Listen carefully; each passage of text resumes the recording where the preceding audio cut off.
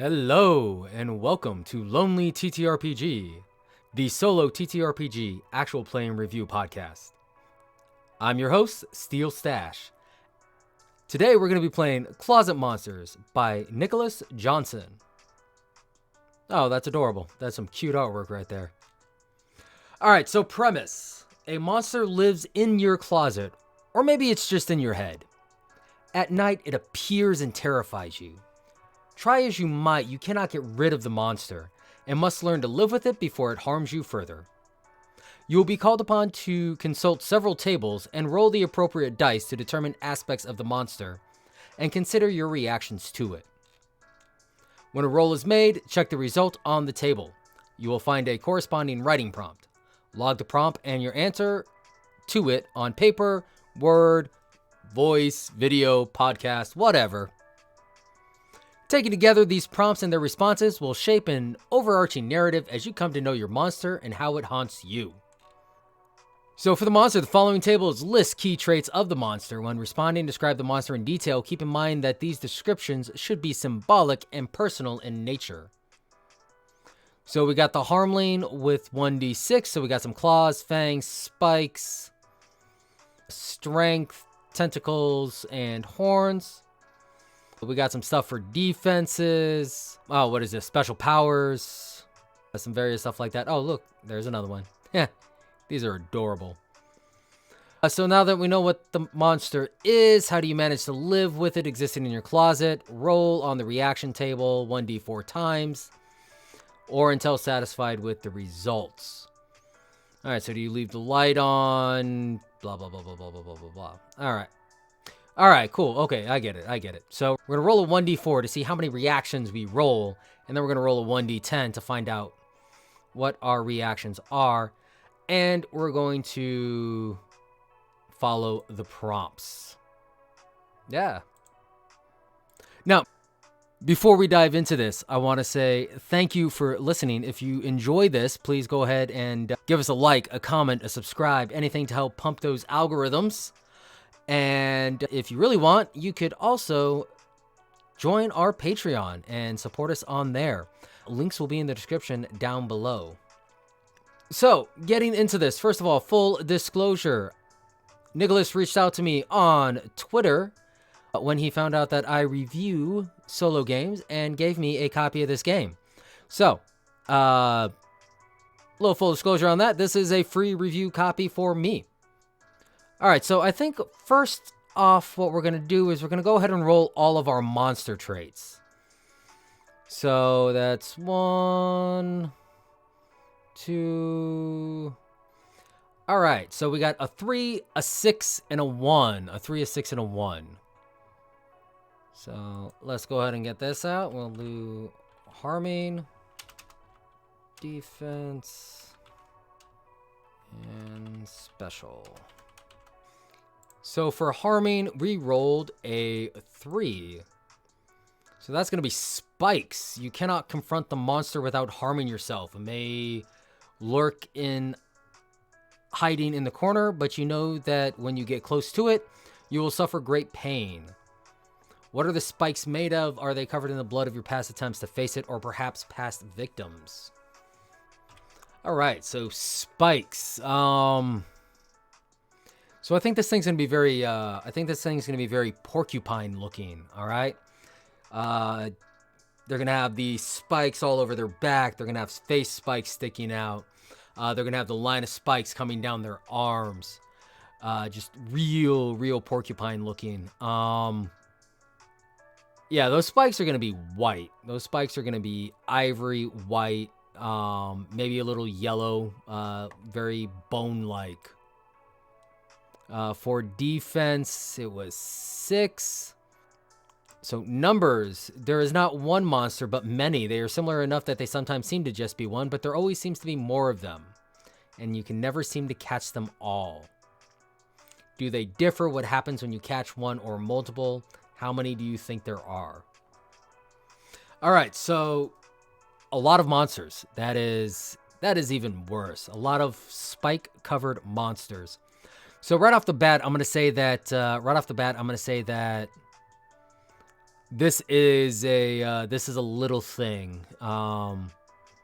This is a little monster covered in spikes. There are a lot of little monsters running around, but because they are little and there are multiples of them, it took me a while to figure that out because this thing would seem to disappear and reappear in different spots of the room.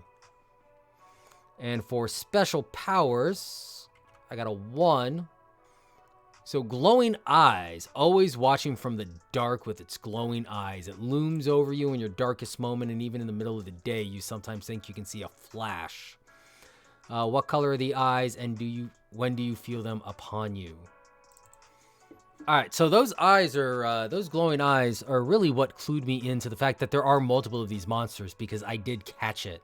I did see the pair of glowing eyes in the corner and another just on the side of my vision.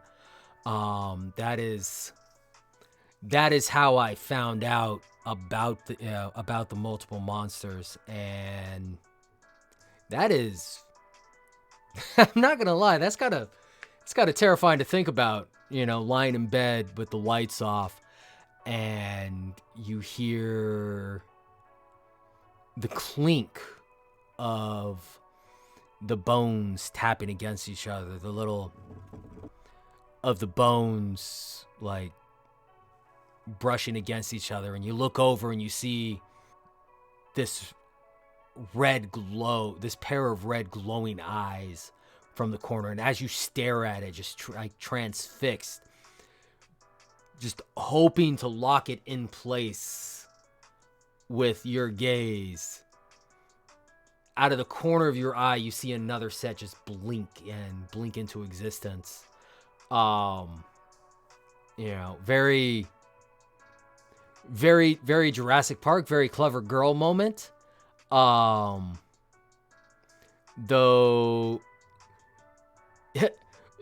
I'm actually feeling more of the fear that the hunter should have felt in that scene from this. As I picture myself lying in bed and seeing this, I don't think I would have a pithy, witty remark when that second set of eyes started blinking. So, yeah, we were already off to a strong start on the aesthetics of this game. All right, so reactions. Roll 1d4. Roll the reaction table 1d4 times, or until satisfied. You know what? I think I'm just gonna do all 4. So I'm just gonna do all 4 reactions. Yeah, I'm just gonna go ahead and do all 4 reactions. So I'm gonna roll my first reaction, and that is a 4. Have you told anybody about the monster? How have they reacted, or how do you think they would react? No, I haven't told anybody about the monster or the monsters, because what would they what would they think? They'd probably think that I'm crazy. They'd probably start asking if everything was okay. You're always gonna get that one friend who's too smart for their own good, who's gonna try to start psychoanalyzing it. It's like, well, what's going on with your life where you're concerned about these monsters just staring at you? Do you think that their spikes represent, some type of outward defense to keep people from getting close, sort of like you? Look, bro, I know why I try to keep people away, because I'm not good at personal relationships, and it is easier to keep that stuff. It's easier to keep, people at a distance unless they really matter to you, like a significant other or spouse. Open and honest communication is key for relationships, people. But yeah, like friends, acquaintances, no, I'm not going to tell them about that. I would just be seen as crazy. So for my next prompt, I get a 10. You go to sleep one night and the monster is gone. Even for all of its abilities to hide, you do not sense its presence. It may be back at some point, but it is not there now. What do you do? Do you celebrate? How do you respond? Um, for a single night, if it's just a single night, I'm gonna be even more nervous because things don't just go like it might be bored for that one night, but yeah, problems don't just go away unless you actually confront them. And as I have not confronted this monster yet, like it's not just gonna up and leave. Uh, so yeah, I think I'm gonna be more nervous that night. I'm definitely not gonna be celebrating. I'm probably gonna be clutching my blanket just a little bit tighter, as honestly the absence of the monster is more terrifying than the monster's presence. So for my next response, we got 7.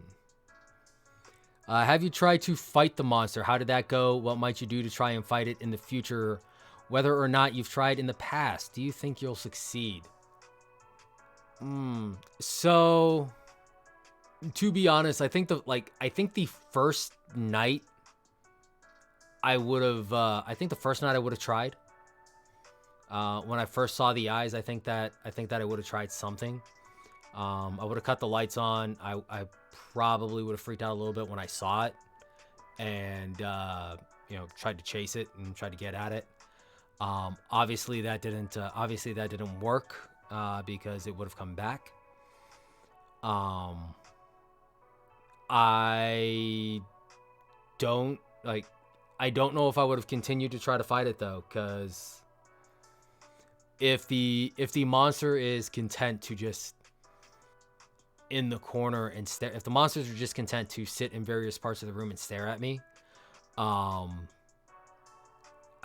don't know if I would have continued to try to fight it. I would eventually try to fight it again because I don't do well with stress like that at all. You can ask my wife and kids. But yeah, I think the first night I would have tried to fight it. I don't know if I actually would have I don't think I actually would have caught it. I definitely would not have tried to grab it. Being a soldier, we are not taught to fight fair. So I would have gone for something to help me get at this thing. A shoe, a book, something. And then after being unsuccessful with that a couple times, I would have eventually tried to ignore it. And then when I am unable to continue to ignore it, or when when I have a particularly stressful day or something, I would probably freak out on them. And yeah, I don't see any of that going too well for me. Let's go ahead and roll my last reaction. 1. Do you leave the light on at night? Would that comfort you at all? No, honestly, I don't think leaving the light on would comfort me. It would make the monster harder to see. The glowing eye would lose its effect, but then I would see this little spiky thing running around, and that also doesn't sound too pleasant. Yeah,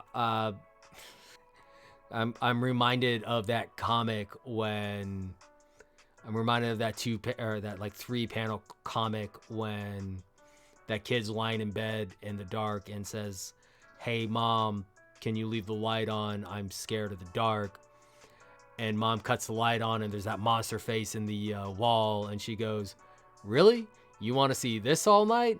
No, that's crazy." And she cuts the light off in the last panel and goes, "Yeah, no, that stuff's crazy." I really think attempting to ignore it with the light off would go a lot better for me. The only time I'd be turning the light on is when I'm freaking out on it. So no, I am not leaving the light on. Hoping that I can hide in the dark, which may or may not work. But that is Closet Monsters. All right, so this is a little journaling game, and like I said, Nicholas hit me up on Twitter and sent this to me to play and review. It is not billed as a therapy game. It is very easy to add pseudo-therapeutic techniques to it. As you heard when I was describing my monster and some of the things that my monster had and some of my reactions to the monster, I was using very introspective language, describing the spikes as a representation of, my attempts to keep people at a distance, talking about how, yeah, I would try to fight it, but then I would try to ignore it unless I had a particularly bad day, and then I would freak out on it. So it is definitely a game where if you pull the right prompts, you can create some externalized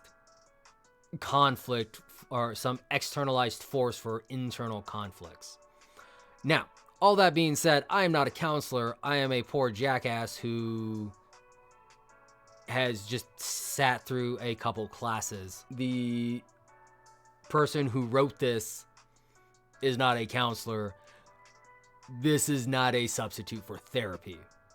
But if you're playing this game, you can use some of the things that you identified as a language when talking with someone for help. So it is very important for me to say that if you need help, get help.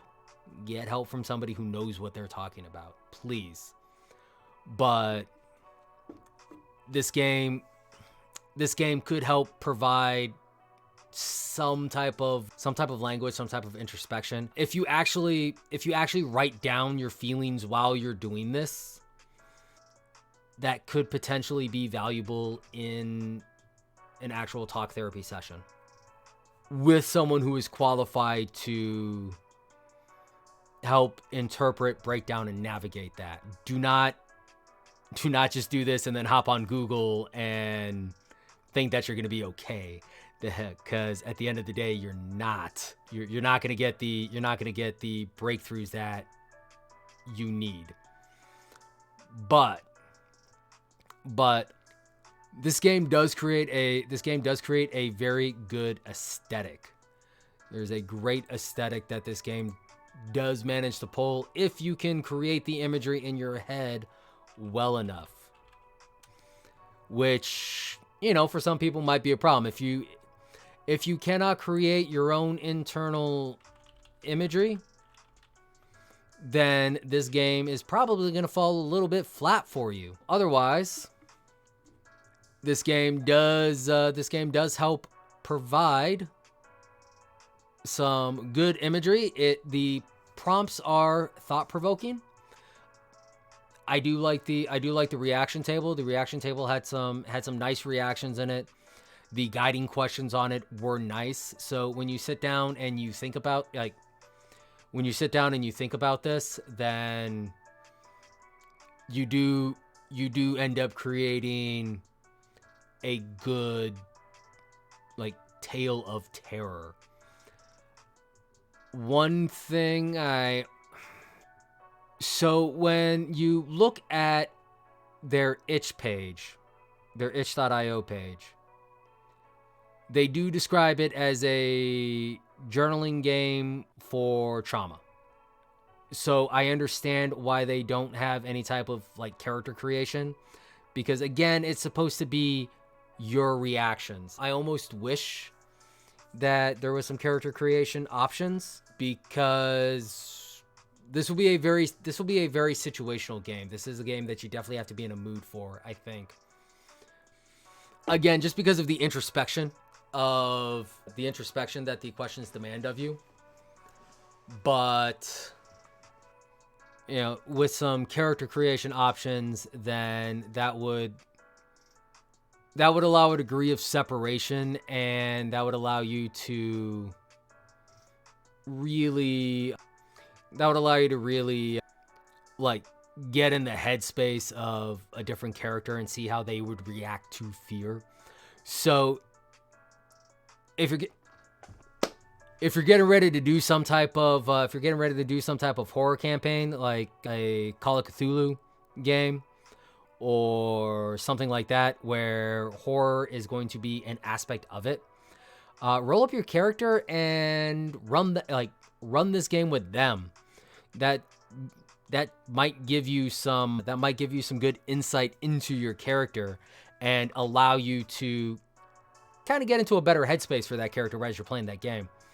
Or, play it personally and, like I said, do that introspection and really stop and think about why you are reacting the way that you are to these prompts.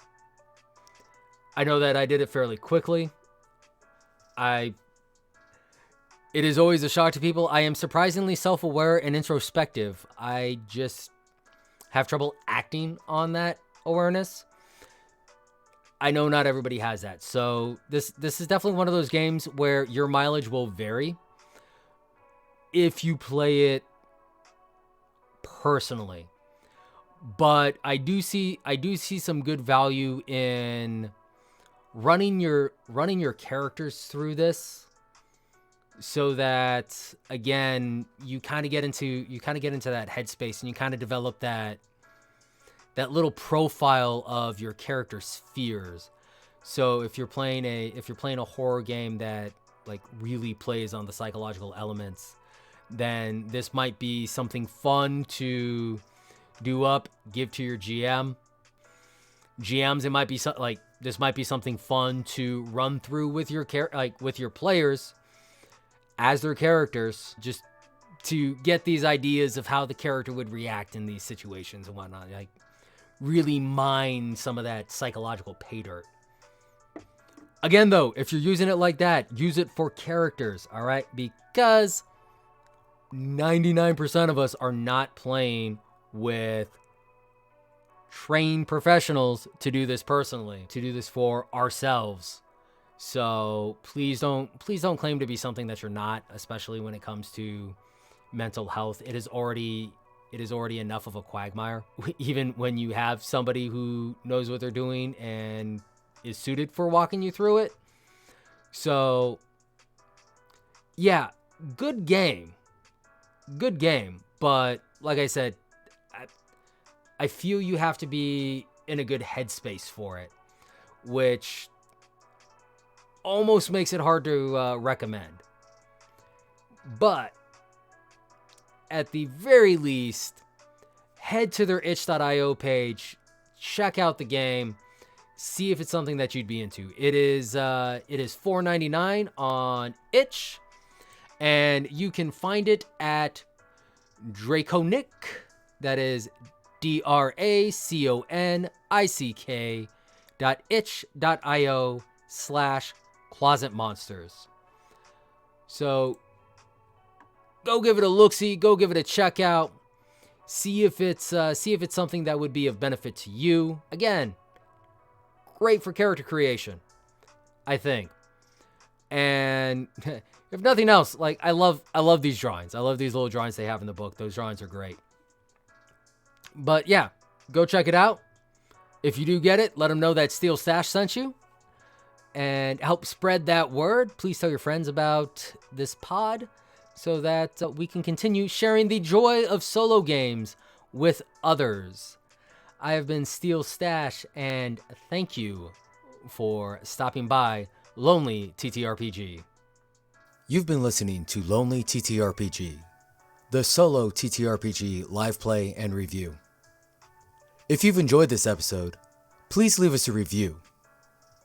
You can also reach us at Twitter at BDDC_pod or at Black Dragon Dungeon Company at gmail.com. If you really like us, you can consider supporting us on Patreon at patreon.com/Black Dragon Dungeon Company. Thank you so much.